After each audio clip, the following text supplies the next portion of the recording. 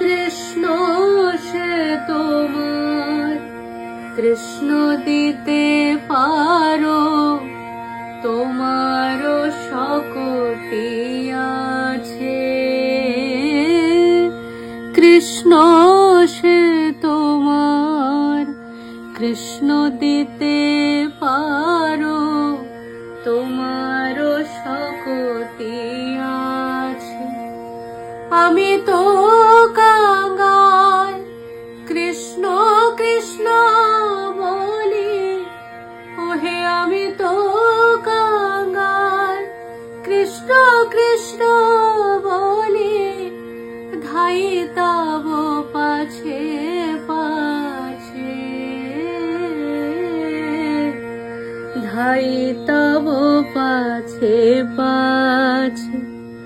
ওহে বৈষ্ণব ঠাকুর দয়ার সাম।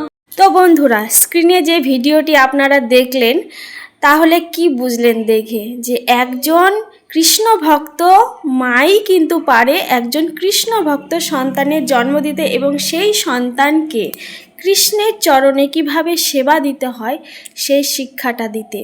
তো বন্ধুরা, এই শিশুটি কিন্তু সদ্যজাত, হবে মাসখানেকও হয়তো হবে না বাচ্চাটার বয়স।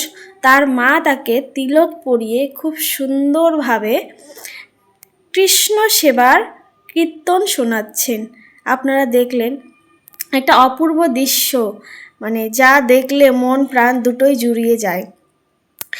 আমরা এই পৃথিবীতে এই ধরাধামে আসি কিসের জন্য? আমরা কিন্তু যখন মায়ের গর্ভে থাকি তখন কিন্তু ভগবানকে আমরা প্রতিজ্ঞা করে আসি, প্রতিশ্রুতি দিয়ে আসি নানাভাবে, হে ঈশ্বর, আপনি আমার এই জঠর যন্ত্রণা থেকে মুক্তি দিন, আমি কিন্তু গিয়ে আপনার চরণের সেবা করব। কিন্তু না, আমরা পৃথিবীতে এসে পৃথিবীর আলো দেখে সেই সব কিছু ভুলে যাই। কিন্তু এই মা সেই দায়িত্ব খুব ভালোভাবে পালন করছে। আমরা প্রায় বেশিরভাগ মাই ভুলে যায় যে সন্তানকে কিভাবে শিক্ষা দিতে হবে, কিভাবে কৃষ্ণ ভক্ত করে তুলতে হবে।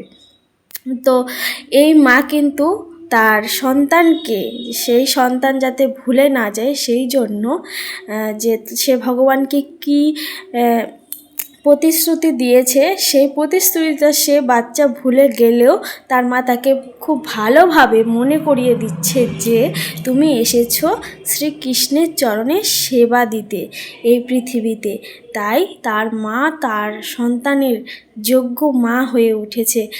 এই কৃষ্ণ ভক্ত মা তার সন্তানকে কৃষ্ণ ভক্ত করে তোলার জন্য এবং কৃষ্ণের সেবায় লাগানোর জন্য কিন্তু মা কিন্তু খুব ভালোভাবে তার প্রতিশ্রুতিটা যাতে সেই সন্তানটা পালন করতে পারে তার জন্য তার মা তাকে উপরে তুলে দিচ্ছে, তাকে এগিয়ে দিচ্ছে অনেক ধাপ। আর তো আমরাও প্রত্যেকটা মা যদি আমরা আমাদের সন্তানকে এইভাবে মানে কৃষ্ণ ভক্ত করে তুলতে পারি, তাহলে কিন্তু এই সুন্দর সমাজটা আরও অনেক ভয়ঙ্কর সুন্দর হয়ে উঠবে।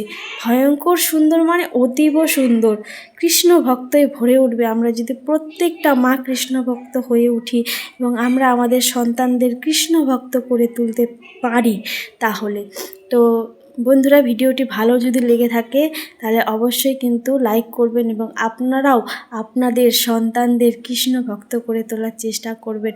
সকলে ভালো থাকবেন বন্ধুরা। রাধে রাধে।